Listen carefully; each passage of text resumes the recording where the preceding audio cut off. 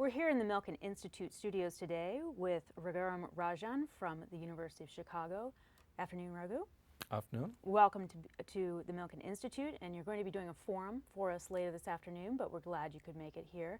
Wanted to ask you, how are we doing on the crisis? Are we moving out of it?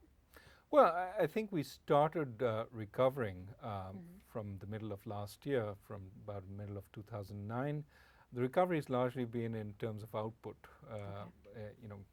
GDP is starting to grow again, but it's been very slow in terms of jobs. And my sense is that it's not going to become exciting anytime soon. The good news is we've suffered some potential threats to the recovery without actually faltering. Such as Europe? We had the European crisis that could have derailed the recovery. My sense is it hasn't. And if Europe continues muddling through, it's not going to be a big problem for the United States. Certainly our exports will suffer a little bit, but we won't have the kind of shock that might lead to a double dip. So I would say a boring, painfully slow recovery at times, but a recovery nonetheless. And so what do we need to be doing better in order to make it as a short, prolonged recovery? I think what we need to do is focus on the medium to long term. What is it that the United States needs to do to become a more competitive economy in the long run, and to have increased the capacity of its people? So I would say this is one of those times that it seems to me that we're running the course of short-term things to do, that we really need to start putting in place longer-term measures, fixing, for example, education, trying to create better infrastructure in this country. Those are things that, to my mind, will have longer-term payoffs. Thinking about the safety net, which the healthcare bill has started, but we need to make sure that we can also keep the costs under control. But all of these things might signal increased debt. Do we have a debt problem? I don't think we have a debt problem in the sense that Greece has a debt problem. Okay. I think that the United States has more capacity to tax if need be, and certainly can cut expenditures to some extent also. But the bigger issue for the United States is that it's the combination of debt which is building up, but also the unfunded liabilities, Social Security, healthcare. And it seems to me that the political capacity, ultimately, whether you pay your debt back or not depends on your political capacity. The political capacity for both sides of the spectrum to come together to effect expenditure cuts or appropriate tax increases is very limited. And I see increasing political polarization. The have-nots and those who support them feel very aggrieved by this crisis, and essentially want to penalize the haves. But if you penalize them in an extreme and inappropriate way, you don't create the pie to share around the future. So we are at a politically very sensitive moment. On the one hand, you need to create more ability for the have-nots to participate in the growth going forward. Otherwise, we'll get increasing polarization.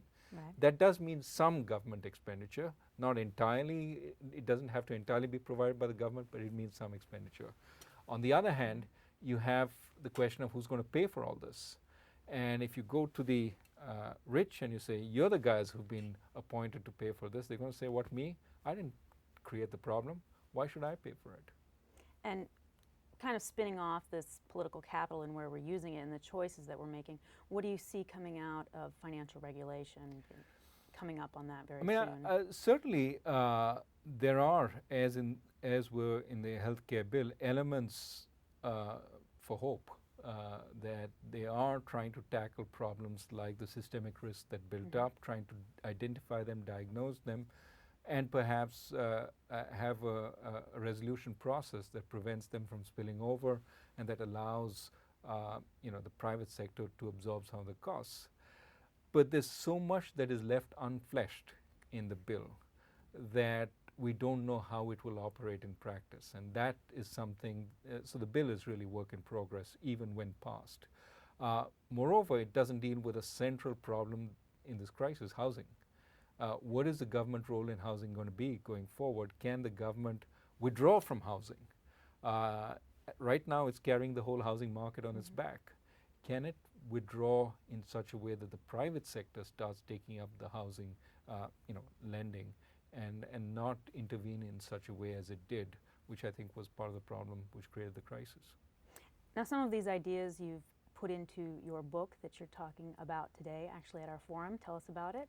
Well, the book is called Faultlines, and essentially it says it's too simplistic to point the finger at greedy bankers and at spineless regulators. Clearly, there were greedy bankers and there were spineless regulators, but that's a fact of history. It happens all the time.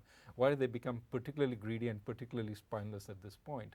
And what I argue is that there were forces surrounding the financial sector that helped magnify the problems, and there was a perfect storm which ensued.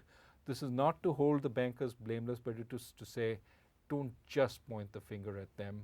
And if you just fix the financial sector without fixing these other broader political problems and macroeconomic problems, you end up with the same crisis but in different form. It may not be subprime next time around, it can be something else.